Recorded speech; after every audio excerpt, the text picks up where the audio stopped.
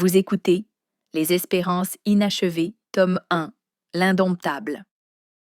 Un livre écrit par Christian Baudry et lu par la voix modélisée de Joël Paré-Beaulieu. Ce qui les mortifie, les exaspère, n'est pas le fait que je sois comme je suis, mais que je me sente plutôt à l'aise et n'éprouve pas de mauvaise conscience. Juan Gil Albert, Les Archanges. Note de l'auteur. La trame dramatique fictive de ce roman historique, dont les protagonistes sont des personnages imaginaires, s'articule autour de personnalités publiques, de lieux et d'événements réels pour la plupart. Au fil du récit, les protagonistes côtoient également des personnes disparues moins connues du public.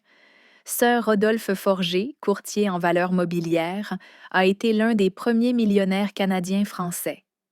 Les frères Oscar et Marius Dufresne furent respectivement conseillers municipaux et ingénieurs en chef de la municipalité de Maisonneuve. Anne-Marie Huguenin, réputée écrivaine et journaliste, a fondé en 1919 et géré pendant de longues années la Revue Moderne.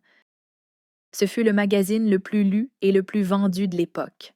Le docteur Adélard Groul, éminent spécialiste de l'hygiène publique, a dirigé le service de santé de la ville de Montréal de 1937 à 1964.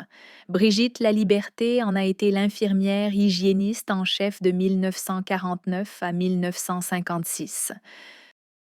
Sœur Mance Descaries a assuré la direction de l'école des infirmières de l'hôpital Notre-Dame de 1939 à 1945.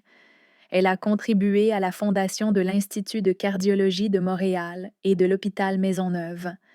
Les dialogues entre les protagonistes et ces personnes disparues sont le fruit de mon imagination. Mon arrière-grand-oncle Joseph Antonio Baudry a été assassiné le 14 août 1926, ce qui a fait grand bruit à l'époque. C'était un homme d'affaires irréprochable. Il a notamment été propriétaire du périodique Le Prix Courant, ainsi qu'éditeur de la Revue Moderne. Le premier chapitre de ce roman est largement inspiré de ce fait divers et de certains pans de sa vie, dépeignant toutefois un personnage fort différent. Le reste n'est que pure invention. C'est pourquoi toute autre ressemblance avec des personnes vivantes ou disparues est véritablement fortuite. Chapitre 1. Lorsqu'elle avait appris que son mari avait été assassiné, Elvina Loranger, née Harvey, avait éprouvé du soulagement, comme une libération. Joseph Antonio, son époux, était un homme tenu en haute estime, mais désagréable avec elle et surtout très volage. Cette tension entre eux, cette haine que ressentait souvent Elvina envers le défunt, il n'en avait pas toujours été ainsi. Parti de rien, Joseph Antonio Loranger avait amassé une petite fortune à la force du poignet, profitant du vice d'autrui à vrai dire. Pendant la prohibition au Vermont, soit jusqu'en 1902, il avait été, en compagnie de son frère cadet Huldège, l'un de ces bootleggers canadiens-français qui approvisionnaient les Américains. Joseph Antonio, cupide mais non pas stupide, avait stratégiquement abandonné ses activités d'exportation avant que les autorités ne s'intéressent à lui. Lorsqu'il s'était retiré du domaine des spiritueux, Joseph Antonio n'avait que 24 ans.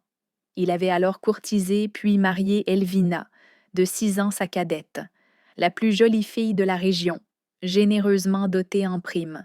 Les époux avaient quitté la vallée du Richelieu, leur contrée natale, pour s'établir à Montréal.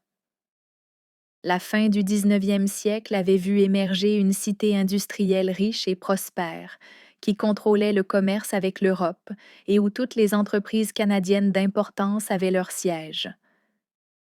Peu après leur arrivée, John Matthews, un ancien fournisseur, avait invité le couple à un concert du compositeur et chef d'orchestre Ernest Lavigne au parc Saumer. L'endroit, situé en bordure du fleuve, avait fortement impressionné les deux provinciaux. Sitôt franchi l'entrée majestueuse du parc, ils pénétrèrent dans l'immense amphithéâtre qui était en mesure d'accueillir quelques milliers de spectateurs assis, alors que plus de 1000 spectateurs additionnels pouvaient se tenir debout dans une galerie qui ceinturait l'arrière du bâtiment. Après le spectacle, ils déambulèrent avec Matthews le long de la promenade qui longeait le cours d'eau et s'installèrent à l'une des nombreuses tables placées sous les grands ormes. Ils étaient entourés de jolies dames tenant des ombrelles, accompagnées de leurs prétendants à canotier. « Je suis heureux que vous ayez pu vous joindre à moi », avait déclaré Matthews après avoir offert une consommation au couple. Bière d'épinette pour Elvina et petit verre de fort pour Joseph Antonio. « Merci à vous de nous avoir invités », avait répondu Elvina avant que son mari ait ouvert la bouche. « J'ai adoré le concert. Et cet endroit est si charmant. » « Je dois dire que vous contribuez à accroître son charme, Madame Loranger », avait répliqué l'homme sur un ton égrillard. À ces mots, voyant la moue agressive apparue sur le visage de l'époux, Matthews s'était empressé de changer l'angle de la conversation. « Viens, Joseph Antonio, je vais te présenter à Sir Rodolphe Forger. »« Qui est-ce » avait répondu un peu brusquement Loranger.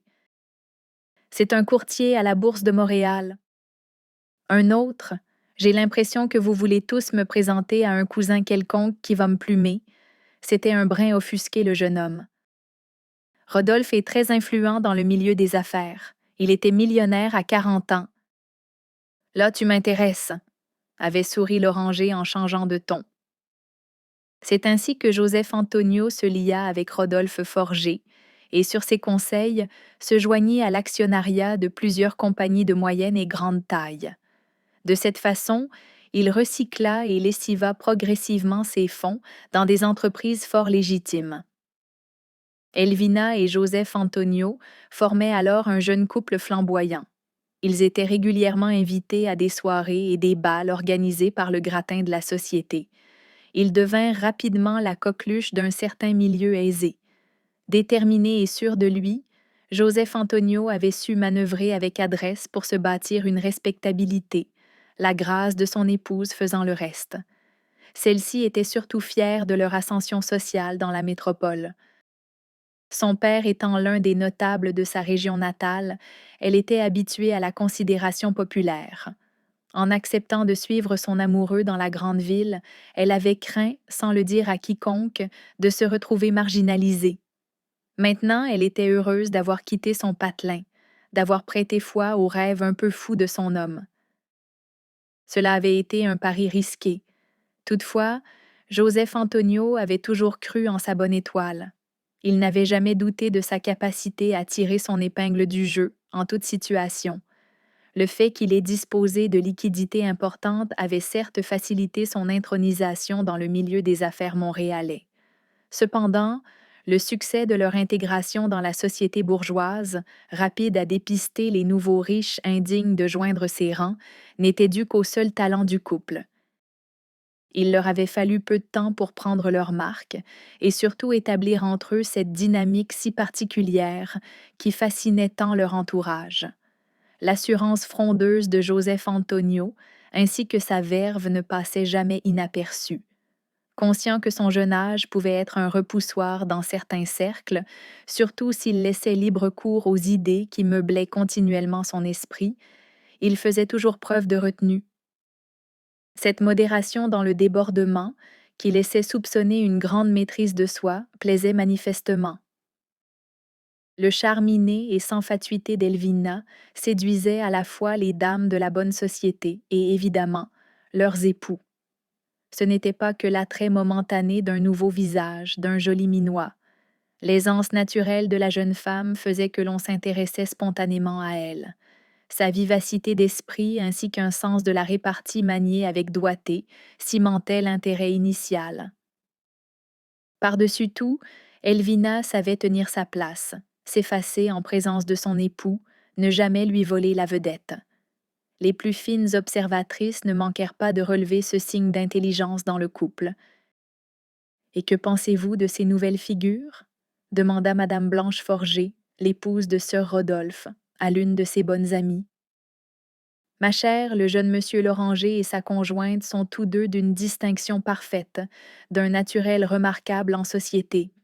Étant aussi bien assortis, ils iront loin. » À l'instigation de Rodolphe Forger, Joseph Antonio devint membre de la Chambre de commerce du district de Montréal puis du Club Saint-Denis, le club privé réunissant l'élite canadienne-française du monde des affaires. Au Club Saint-Denis, il fit la connaissance des frères Oscar et Marius Dufresne, de jeunes trentenaires. La cité de Maisonneuve, dans l'est de l'île de Montréal, est actuellement la ville la plus progressiste du Dominion, commença Oscar avec un brin de vantardise. J'ai lu quelque chose à ce sujet dans La Patrie. Si je me souviens bien, on aurait qualifié la municipalité de Pittsburgh du Canada, répliqua Joseph Antonio. Exactement, s'écria Oscar. Le rythme de croissance industrielle de la ville est sans pareil. Maisonneuve a devant elle un avenir florissant. Pour quelqu'un comme vous, jeune, audacieux, financièrement avisé, c'est le meilleur endroit sur l'île pour investir. Ce que mon frère ne vous dit pas, intervint alors Marius, c'est que nous sommes à y ériger une ville modèle. Justement, l'interrompit l'oranger, je songe à trouver un endroit où poser mes pénates, installer ma future famille. Alors c'est l'endroit idéal, lança Marius. La ville est alimentée en eau potable, en gaz et en électricité par les entreprises les plus avant-gardistes du Canada. Nous avons un plan d'urbanisme ambitieux prévoyant de grands espaces verts, de majestueux édifices municipaux. Ça, intervint Oscar en bousculant son frère en riant, c'est l'ingénieur civil de la municipalité qui parle. Allons, assez discuté. Mon cher Loranger, il est temps de vous offrir à boire. En 1911, les époux Loranger, ainsi que Roland et Roméo, leur nouveau-né, s'installèrent dans une imposante maison bourgeoise en pierre grise. La demeure était située rue Adam, une artère importante de ce qui constituait alors le secteur Viauville de la municipalité de Maisonneuve. Joseph Antonio avait 33 ans. Ses affaires étaient on ne peut plus florissantes.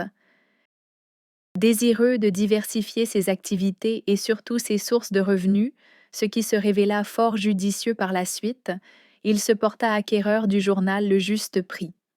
Cette publication hebdomadaire se targuait d'être depuis 1887 la référence en matière de commerce, de finance, d'industrie et de propriété immobilière. Voilà donc Joseph Antonio, devenu éditeur d'un périodique à succès. À l'occasion de la crise économique qui débuta en 1913 à Montréal et secoua le marché foncier de l'île, Joseph Antonio acheta de nombreux immeubles locatifs, duplex, triplex et même un quintuplex, tous situés dans Maisonneuve. Il ajouta ainsi à ses avoirs un important portefeuille immobilier.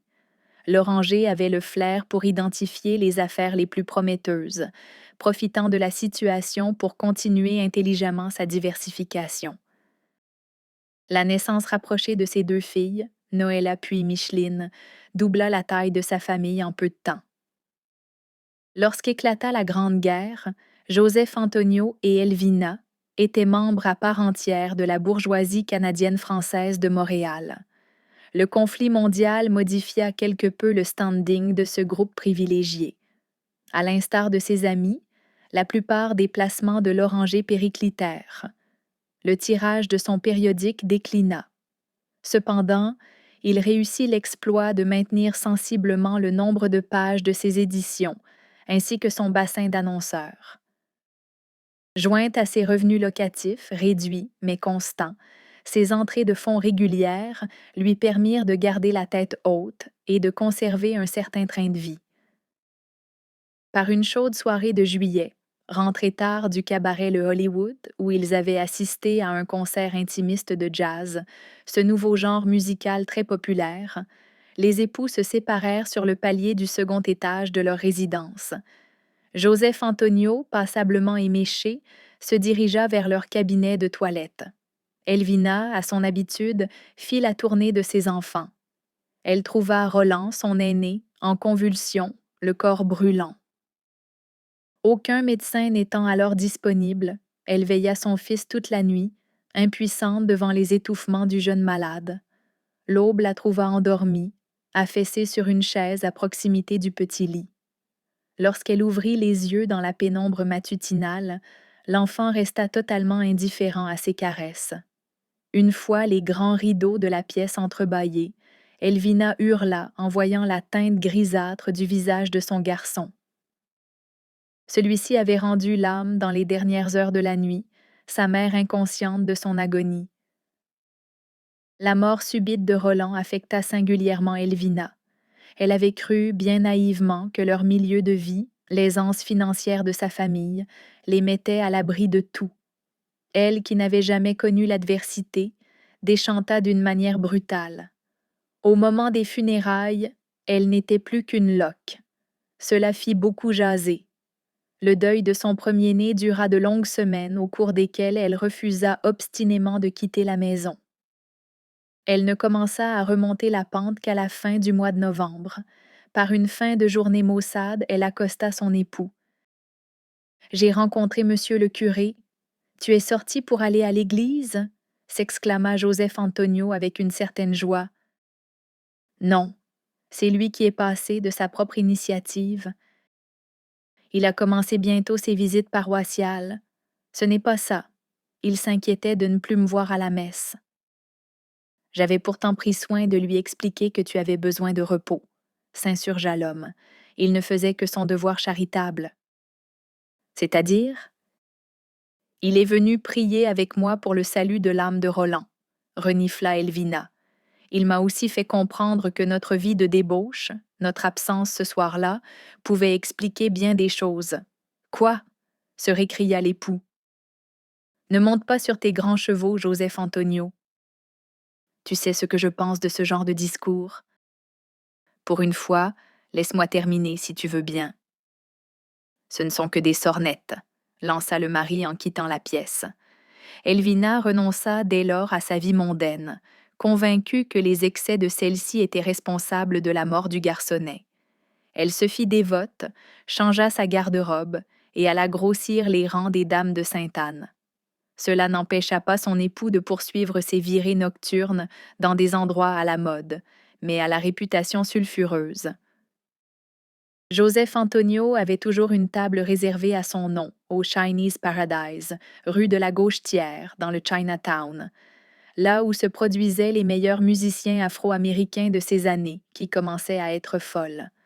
Elvina refusant de l'accompagner dans ce lieu de perdition, il en vint à fréquenter une jeune femme prénommée Rachel, pianiste accompagnatrice au théâtre Gaietti, sans cesse disponible pour une soirée parmi le gratin. 1 an avant la fin de la Grande Guerre, Elvina accoucha d'une 3e fille, Catherine. La naissance fut difficile, le bébé se présentant par le siège. Pendant quelques instants, Joseph Antonio avait même craint pour la vie de sa conjointe et celle de l'enfant à naître.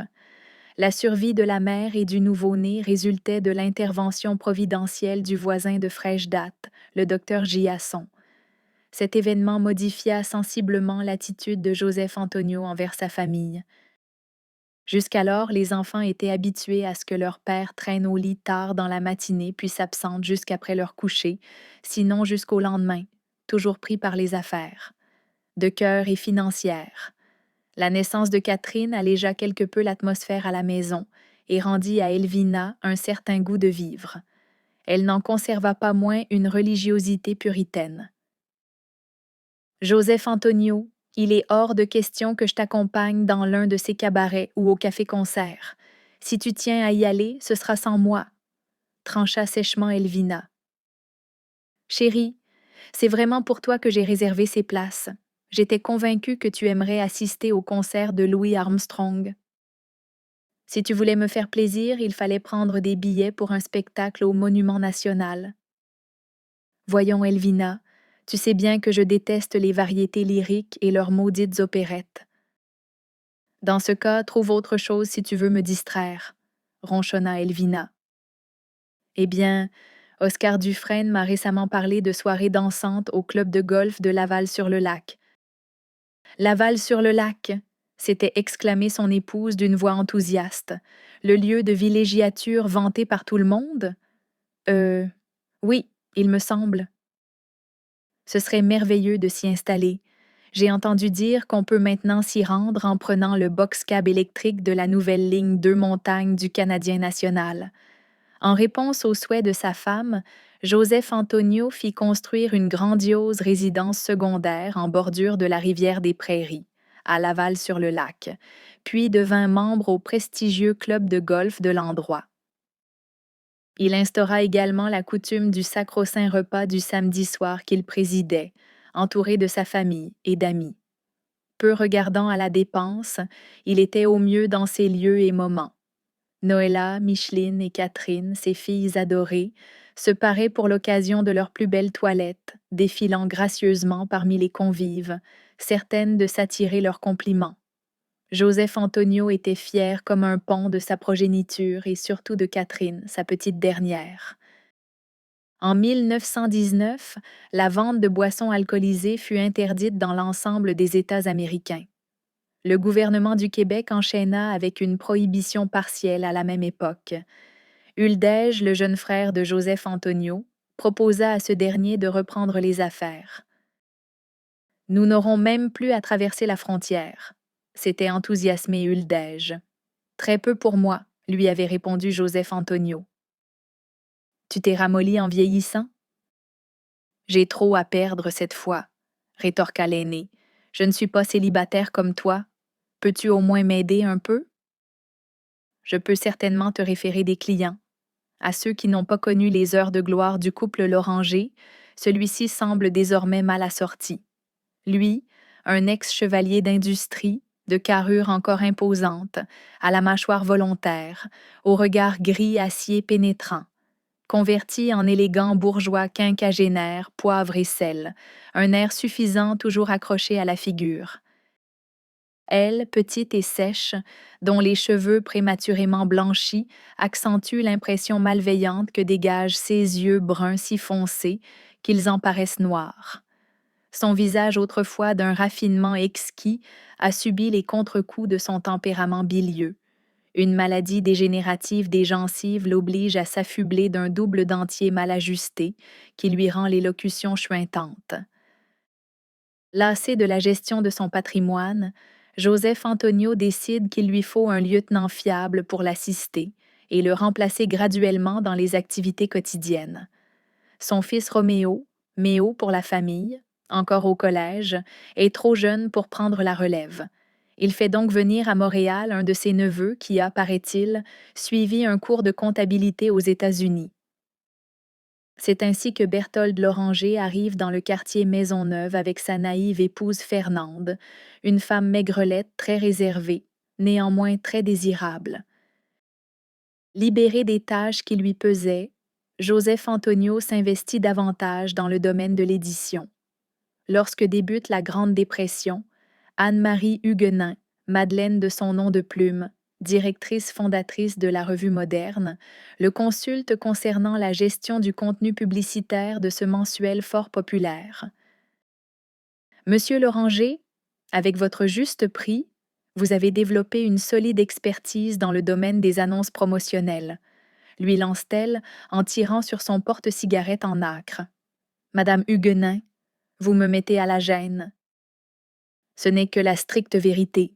Tous s'entendent pour dire que vous êtes à la tête d'une maison d'édition solide, que vous possédez une grande compétence en matière de publicité. Venant d'une femme comme vous, je ne sais trop que dire. En quoi puis-je vous être utile? En 4 années, la Revue Moderne est devenue le mensuel canadien au plus fort tirage, avec un contenu à nul égal. Nous avons cependant un petit souci du côté des revenus publicitaires. Il nous faut rétablir l'équilibre entre les deux forces vitales de la revue. Qu'avez-vous en tête? S'enquiert Joseph Antonio, qui réalise en disant cela qu'il est en train de tomber sous le charme de cette femme raffinée. L'intervention d'un homme d'affaires averti comme vous nous est apparue comme absolument nécessaire. Vous souhaitez que j'intercède en votre nom auprès de certaines de mes relations? Nous souhaitons... Je souhaite beaucoup plus que cela, réplique la femme de lettres. Je vous écoute, répond Loranger en fixant malgré lui les lèvres pulpeuses qui se posent sur le porte-cigarette. J'aimerais vous confier la responsabilité du portefeuille des annonceurs. ce qui me permettra de me consacrer au contenu rédactionnel. J'ai la certitude que cela assurera non seulement le succès de la revue, mais aussi sa pérennité. Dès lors, il partage des bureaux, rue Notre-Dame-Est, dans un édifice dont l'oranger est propriétaire. Joseph Antonio en vient à côtoyer régulièrement la directrice de la revue moderne, cette proximité nourrissant ses fantasmes. Il épuise au fil des jours tous ses stratagèmes habituels, la femme du monde ne cédant en rien à ses assiduités. Il décide alors d'adopter une approche plus frontale, convaincu que le caractère déterminé de sa partenaire d'affaires nécessite une telle tactique pour qu'il puisse arriver à ses fins. Il l'invite donc à partager un repas au restaurant du Ritz-Carlton, l'une des meilleures tables de la ville. Les apéritifs servis, les politesses de circonstances échangées, il aborde le vif du sujet. Madeleine, depuis notre première rencontre, je me languis de vous. J'en suis flattée, bien sûr, hésite la femme. Vous m'en voyez ravie? Toutefois, mon cher, je ne crois pas qu'il soit approprié de substituer le plaisir tout court à celui que nous éprouvons à travailler ensemble. Ce serait d'une telle vulgarité. Venant de toute autre femme, Joseph Antonio aurait pris ombrage d'une pareille rebuffade. Il est cependant assez maître de lui pour accuser le coup avec dignité. Dans les jours qui suivent, il se fait non seulement un devoir de respecter les vœux de celle qui est la première à lui tenir tête, mais surtout de se montrer à la hauteur de la situation. Il sublime en quelque sorte sa déception en s'investissant davantage dans leur collaboration. Pour être mieux à même d'oublier les appétences qui le portaient vers Madeleine, Joseph Antonio sait qu'il doit diriger son regard ailleurs. Lorsqu'il s'y met, il note que son neveu Berthold, de plus en plus occupé par les exigences de ses fonctions, néglige sa douce moitié. Celle-ci est laissée pour ainsi dire à elle-même dans la grande ville. Joseph Antonio, en oncle attentif, entreprend une approche prudente, néanmoins hardie auprès de la jeune femme. Jusque-là, Elvina avait plus ou moins fermé les yeux sur les passades de son mari, heureuse que celle-ci le retienne loin du domicile conjugal, où elle élève ses 3 filles et son fils selon les préceptes très stricts de l'Église catholique. Cette fois cependant, lorsqu'il devient évident que Joseph Antonio s'intéresse davantage à Fernande que ne le justifient ses devoirs familiaux, Elvina s'offusque. Il est hors de question qu'elle tolère des rapports qu'elle considère comme incestueux. Elle décide donc d'en toucher un mot à son mari. Tu ne crois pas, Joseph Antonio, que tu en fais un peu trop avec notre petite nièce? De quoi parles-tu? Rétorque l'homme de la maison en grognant. On t'a vu au Chinese Paradise avec Fernande. Qui ça on? Peu importe, qu'est-ce que tu faisais avec elle? Elvina, t'as rien d'autre à faire en ce moment? T'as pas une réunion des dames de la Pérade ce soir? Lance Joseph Antonio d'un ton moqueur. Tu veux dire les dames de Sainte-Anne? Change pas de sujet, mon maudit torieux. Peu importe ce que je fais, ça ne te regarde pas. Ah, tu l'admets, espèce de vieux cochon, vomit Elvina d'une voix tonnante. Aussitôt ces paroles prononcées, Elvina s'en mord les lèvres. Elle s'était promis de rester imperturbable, de dire calmement son fait à son époux. Et voilà que, fidèle à son tempérament sanguin, elle a perdu le contrôle de la situation. Et puis, qu'est-ce qu'elle pouvait bien espérer en provoquant une scène? Joseph Antonio, en homme de son temps, réagit évidemment très mal. Oublieux de son langage châtié et jetant sur Elvina un regard courroucé, il lui dit d'un ton comminatoire « Ma sacrament, tu l'emporteras pas en paradis, ce commentaire-là. » Il sort sans un mot de plus, claquant la porte derrière lui. Dès lors, Joseph Antonio ignore ostensiblement sa tendre moitié, et Elvina se prend d'une franche détestation pour le père de ses enfants. Femme déterminée et fortunée, elle n'a pas froid aux yeux. Après avoir longtemps mariné dans le jus de ses frustrations, elle décide d'aviser Berthold de la situation.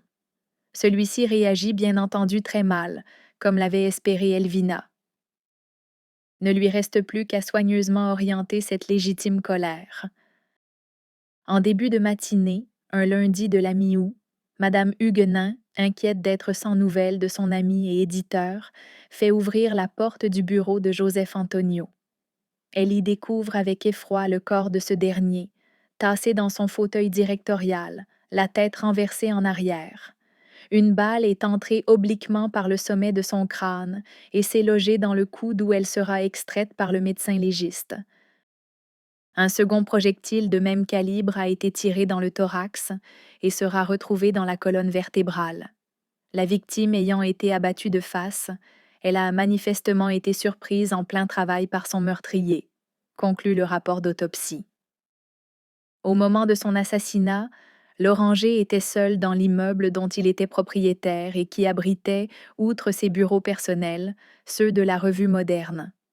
Les premiers policiers appelés sur place constatèrent que le cadavre portait au poignet une montre de fort prix et que la pince à billets du défunt contenait une centaine de dollars en petites coupures. Aucune arme n'avait été retrouvée sur les lieux. Lors de l'enquête du coroner, Elvina témoigne que la fin de semaine du drame, elle se trouvait à leur résidence secondaire de Laval-sur-le-Lac, en compagnie de ses filles et de quelques invités. Après avoir joué au golf à son club voisin, Loranger devait se joindre à eux pour le repas du samedi soir. Il ne s'était toutefois pas présenté, ce qui n'avait nullement troublé son épouse. Le coroner conclut, sans surprise, à une mort suspecte. Lorsque leur père décède, Méo a 20 ans, Noëlla en a 18. Micheline et Catherine ne sont respectivement âgées que de 16 et 14 ans. Les deux cadettes étudient au collège Marguerite-Bourgeois, avenue Westmount à l'ouest de la ville, où elles sont conduites chaque jour par le chauffeur de leur regretté père. Les funérailles sont célébrées à la cathédrale Marie-Reine du Monde. Elvina, malgré la grande douleur dans laquelle elle se trouve, a la force d'exprimer cette volonté, son cher défunt n'ayant laissé aucune instruction à ce sujet. La veuve éplorée ne regarde pas à la dépense, voulant bien tenir son rang. De nombreuses limousines sont affrétées pour l'imposant cortège funèbre mené par le consul de France et qui s'étire sur plusieurs rues en direction du cimetière de l'Est, où Elvina envisage de faire creuser un caveau familial. Après l'enterrement, une réception réunit près de 200 convives non loin du lieu de sépulture. À l'ouverture du testament notarié, Elvina subit un ultime outrage. À l'exception de son linge de corps, légué à sa tendre épouse pour qu'elle en ait la pleine jouissance, tous les biens de son défunt mari sont partagés en 5 parts égales, une pour chacun de leurs 4 enfants. La 5e est destinée à couvrir les frais des soins prodigués à sa fille adultérine, Armande, internée au sanatorium Prévost. Elvina conserve par ailleurs un droit d'usage du domicile principal de Montréal et de la résidence secondaire de Laval-sur-le-Lac, ainsi que l'usufruit des autres actifs jusqu'à ce que chacun des enfants ait atteint la majorité, à 21 ans. D'ici là, les biens demeurent sous la bienveillante gestion de l'exécuteur testamentaire, Uldège Loranger, le frère cadet du de Cujus. Assise face au notaire, Elvina est restée stoïque, enveloppée dans sa dignité. Impassible, si ce n'est une rougeur au visage et de constants soubresauts de la paupière gauche, comme une sorte de tic nerveux. C'est une fois sortie du cabinet du notaire qu'elle laisse exploser sa rage devant ses proches. Ah, l'enfant de chienne, le salaud, après tout ce que j'ai fait pour lui, tout ce que j'ai enduré, presque 30 ans de mariage pour finir déshonorée par cette histoire de fille illégitime et me faire hériter de ses sous-vêtements, l'insulte ajoutée à l'outrage. Maman, je comprends votre colère, commence Méo, l'aîné. Toi, interromps-moi pas, le réprimande sa mère. Je vais vous dire. Avec la vie qu'il menait, il y a eu ce qu'il méritait. Maman, s'il vous plaît, dites pas des choses comme ça, intervient Noëlla. Tais-toi, s'écrie furieusement la douairière. Je me suis trop retenue. Votre père, c'est moi qui l'ai fait. Quand je l'ai connu, c'était juste un petit bum pas dégrossi, qui se prenait pour le nombril du monde. À fréquenter les Dufresne, ça lui est monté à la tête. Puis, il n'y avait pas de respect pour quoi que ce soit. On le voyait jamais à l'église. Il faisait jamais ses Pâques. Il mangeait de la viande le vendredi. Vaut peut-être mieux manger de la viande le vendredi que son prochain le reste de la semaine? S'exclame Catherine avec un air de défi. Elvina réagit en un quart de tour. Elle gifle sèchement sa fille cadette, puis s'adressant à sa progéniture, elle vitupère. Je ne tolérerai pas de telles insolences. Désormais, c'est moi qui dirige la famille. Tenez-vous-le pour dit. Je vais y mettre de l'ordre. Fini les réceptions somptueuses, les soirées festives. Avec le peu que m'a laissé le saligot, il faut couper à la dépense. Dorénavant, nous allons mener une vie exemplaire. Chapitre 2. Entendant les échos d'une autre dispute orageuse entre sa mère et sa jeune sœur, Micheline se faufile discrètement dans le grand salon double par une porte dérobée.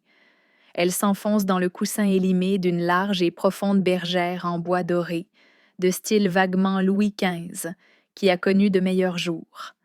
Elle a pris soin d'apporter son tricot. Elle fait donc mine d'y consacrer toute son attention alors qu'elle épie la scène. Catherine, tu te crois plus fine que tout le monde? T'as la tête enflée comme ton père. Si tu penses que tu peux faire ta vie de la manière que tu l'entends, ne compte pas sur moi ou sur mon argent. L'apostrophe Elvina. Maman, vous me comprenez pas. Je veux être infirmière, pas une femme à la maison, vivant au crochet d'un homme comme Noëlla. Ta sœur a fait un beau mariage, tu sauras? Ouais, un mariage arrangé par vous. Moi, je veux être garde-malade, un point c'est tout. Tant qu'à ça, t'es aussi bien de rentrer chez les sœurs. Ah, vous pis votre maudite religion. Ça suffit. Déjà que t'es arrogante, je ne te permets pas d'insulter notre sainte mère l'Église. J'en ai trop enduré. Je te rentre au couvent. Les sœurs sauront bien te passer tes envies. Jamais, jamais, s'écrie Catherine en donnant de la voix. Ma petite fille, c'est ça ou ben je te fais interner à Saint-Jean-de-Dieu? Voyons, maman, vous pouvez pas dire des choses de même? Intervient Micheline qui n'a rien manqué de la scène, tricotant discrètement au fond du vaste salon. Toi, mêle-toi de tes affaires, aboie la vieille bique. À ces mots, Catherine s'élance vers sa chambre à l'étage en pleurant à chaudes larmes, sa sœur sur les talons.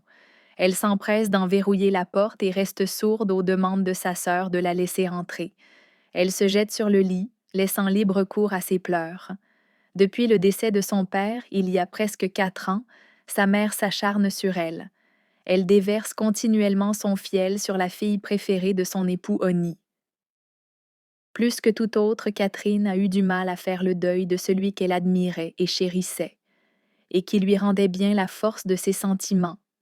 Pleurant au creux de son lit, elle songe avec nostalgie à tous ces moments vécus avec son papa, comme lorsqu'elle l'accompagnait lors d'un périple dans sa famille, que sa mère ne pouvait pas blairer. Son père au volant, qui roule en direction de Richelieu et lui parle de l'importance d'être autonome, de ne dépendre de personne. Les journées passées chez l'oncle Rosaire, l'aîné des Loranger, qui occupe la grande maison du domaine familial au bord de la rivière, à jouer et à courir avec ses cousins-cousines.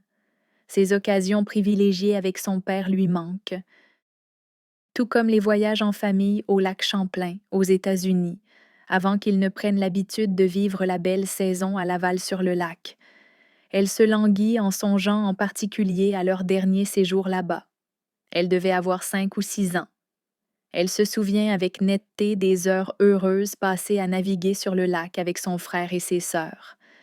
La chaleur du soleil sur sa peau, le froid contact de l'eau au moment d'y plonger, les soirées autour d'un feu de camp, les jeux de société les jours de pluie. Son père était venu les rejoindre et les avait entraînés, le temps d'un week-end, au Mont Washington. Une fois sur place, leur paternel leur avait annoncé qu'ils allaient faire l'ascension de la montagne, dont le pic se perdait dans les nuages à leur arrivée.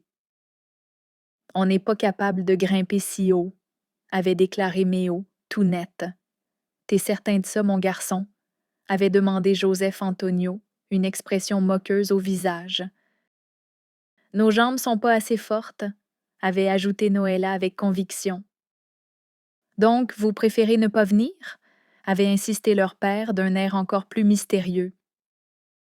Sûr et certain, s'étaient écriés Méo, Noëlla et Micheline qui avaient joint leurs voix. Eh bien, Ça a tout l'air que je vais vous laisser en bas avec votre mère pendant qu'on va monter en auto, Catherine et moi, avait rigolé leur père. Papa! Avait réagi Méo. Vous nous avez pas dit qu'on pouvait y aller avec la voiture. Tu m'as pas laissé le temps, mon garçon, avait ironisé l'homme.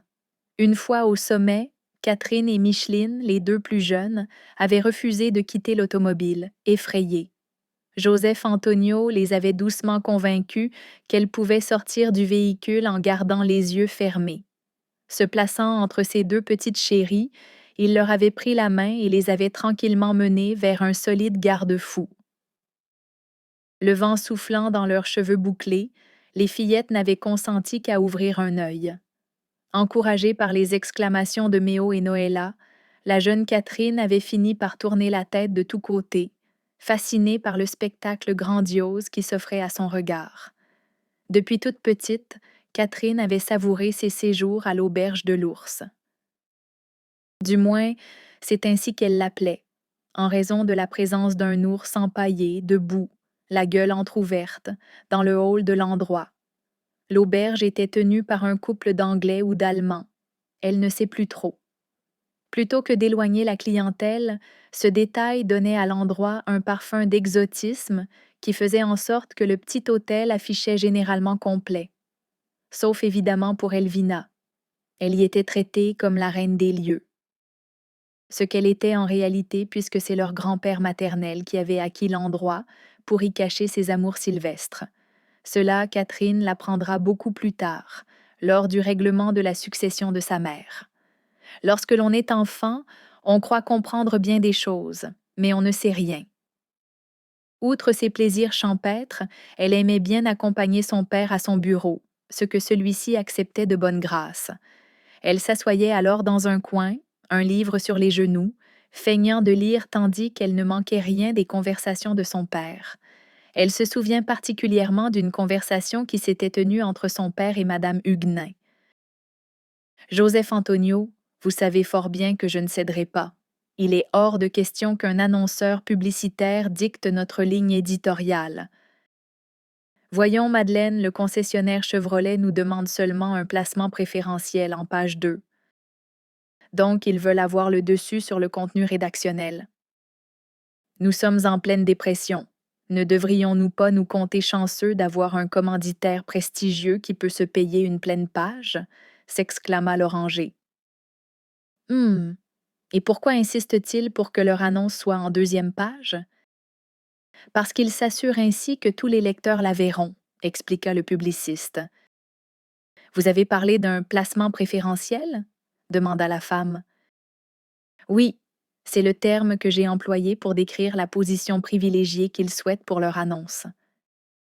C'est ce que je voulais vous entendre dire, déclara Madame Huguenin d'une voix triomphante. S'ils veulent se voir attribuer un tel privilège, ils devront en payer le prix. Où voulez-vous en venir? S'était enquis l'oranger. Pas question de leur faire le tarif habituel. C'est vous qui vous êtes vanté à l'époque de posséder en matière de publicité une compétence absolue? Eh bien, montrez-moi de quoi vous êtes capable. Vous êtes une diable de femme, lança joyeusement l'homme d'affaires. Josper Antonio s'était alors tourné vers sa fille, sachant qu'elle avait gobé chaque mot de cet échange. Tu vois, ma petite chérie, c'est comme ça que les femmes manipulent les hommes, ce à quoi Madame Huguenin avait rétorqué en fixant la fillette. Pas du tout. C'est ainsi qu'une femme doit manœuvrer pour réussir dans un monde d'hommes. Catherine, qui s'est assoupie sur ses pensées, est réveillée par un tambourinement sur la porte de sa chambre. C'est Micheline, encore une fois. Avant que Catherine n'ait le temps de la renvoyer à son tricot, sa sœur lui fait savoir qu'on la demande avec insistance au téléphone. J'imagine que c'est Lucien, ce sacré pot de colle, ronchonne Catherine. Mais non, répond Micheline en pouffant à l'évocation de l'ex-petite amie éperdue. C'est Yolande. Dis-lui que j'arrive. Catherine tire sur sa jupe et se précipite vers le téléphone. Celui-ci trône sur un petit guéridon au centre du long couloir qui traverse le deuxième étage de la demeure. Elle s'empare du combiné de bakélite noir et commence d'une voix étouffée. « Allô, Yolande, je peux pas te parler. On se retrouve à la fontaine du marché Maisonneuve dans 21 minutes. Ces paroles à peine prononcées, Catherine raccroche puis court vers la salle de bain attenante. Elle jette furtivement un coup d'œil au miroir qui s'y trouve. Elle ajuste une mèche de ses longs cheveux châtains foncés qui ondulent naturellement, puis s'empresse de dévaler l'escalier pour ensuite s'échapper de la maison par la porte arrière. Non sans s'être munie d'un joli chapeau de couleur indigo qui accentue l'éclat gris-bleu de ses yeux. Sa mère n'a rien vu. Catherine marche d'un pas enjoué vers l'avenue Morgan. Une fois arrivée à celle-ci, elle oblique vers le nord, jusqu'à l'élégante fontaine du marché Maisonneuve. Une jeune femme filiforme, à l'abondante chevelure blonde, gracieuse dans sa robe chemisier blanche, aux larges manches mi-courtes, est debout près de la margelle du bassin. C'est Yolande Dumas, la meilleure amie de Catherine, qui habite non loin de là. Elle s'écrie en voyant arriver Catherine dont la jupe bat le long de ses longues jambes. « Toi et tes mystères. Mon Dieu, Catherine, j'adore ces souliers 2 tons que tu portes. Ils sont magnifiques. Où as-tu déniché ces merveilles? C'est bien toi. Les priorités à la bonne place. Oh, arrête si tu veux. Dis-moi, qu'est-ce qui t'arrive? Ma mère encore qui fait des siennes. Elle veut rien entendre à propos de mes études. Elle menace de me placer chez les sœurs ou chez les fous. Pas mal du pareil au même, s'esclaffe Yolande. On peut en rire, mais je risque de rire jaune bientôt. Qu'est-ce que tu vas faire? Hé, dis-moi pas que t'envisages de renoncer. C'est hors de question, répond Catherine avec moins de conviction qu'elle le voudrait. Sauf que je dois avouer que cette affaire m'a virée à l'envers. Tu sais à quel point je veux devenir infirmière? Elle se met à pleurer, d'abord doucement puis amèrement. Yolande s'approche, compatissante. Après quelques instants, cette dernière demande à son amie d'un ton déterminé. « Pourquoi tu quittes pas la maison? Sniff, sniff, qu'est-ce que tu racontes? Partir de chez ta mère, te sortir de ses griffes? Tu veux que je fugue? Comme la fois que tu m'as convaincu de prendre le petit char de la rue Notre-Dame et qu'on s'est ramassé au parc Dominion, au terminus de l'Est, sans un sou? Y a pas à dire, t'as toujours de bonnes idées. Non, voyons. Je suis sérieuse. Tu peux pas continuer ainsi. Après tout ce que t'as enduré quand ta mère a découvert pour Germain et toi. Tu veux dire Lucien, lui réplique Catherine d'un air espiègle. Arrête tes foleries. Tu nourris toi-même ta réputation de courailleuse. On croirait entendre Elvina. Je te répète que je suis sérieuse. Depuis que ton père est mort, tu me dis que tu veux pas dépendre d'un homme, que tu dois avoir une profession. C'est vrai, lui répond Catherine, sauf que je peux pas être avocate parce que les femmes sont pas admises au barreau. Je me vois pas en affaires. Je veux faire quelque chose d'utile et de gratifiant à la fois. Donc, il faut que tu partes de chez ta mère. Pour aller où, mademoiselle Je sais tout? Laisse-moi y penser. Bon, tu peux toujours te cacher chez nous un certain temps? Ah oui, et ton père, l'échevin Dumas, comment il va réagir quand la police va se présenter pour ramener une mineure chez sa mère? J'avoue, voyons, parmi tous les gens qu'on... Nous espérons que vous avez apprécié cet aperçu. Pour continuer à écouter ce livre audio sur Google Play Livres, utilisez le lien dans la description de la vidéo.